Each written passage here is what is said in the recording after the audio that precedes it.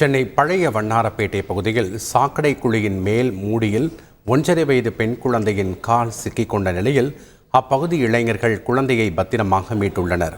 இது தொடர்பான கூடுதல் விவரங்களை செய்தியாளர் நிர்மலிடம் கேட்கலாம். வணக்கம் நிர்மல், இந்த சம்பவத்தினுடைய முழு விவரங்கள் என்ன?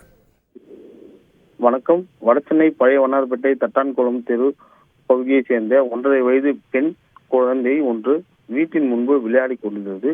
அப்போது தெருவில் உள்ள சாக்கடை சஸ்போன் மூடப்பட்டுள்ள மேல் மூடியில் உள்ள சிறிய ஓட்டையில் குழந்தையின் காலானது மாட்டிக்கொண்டுள்ளது.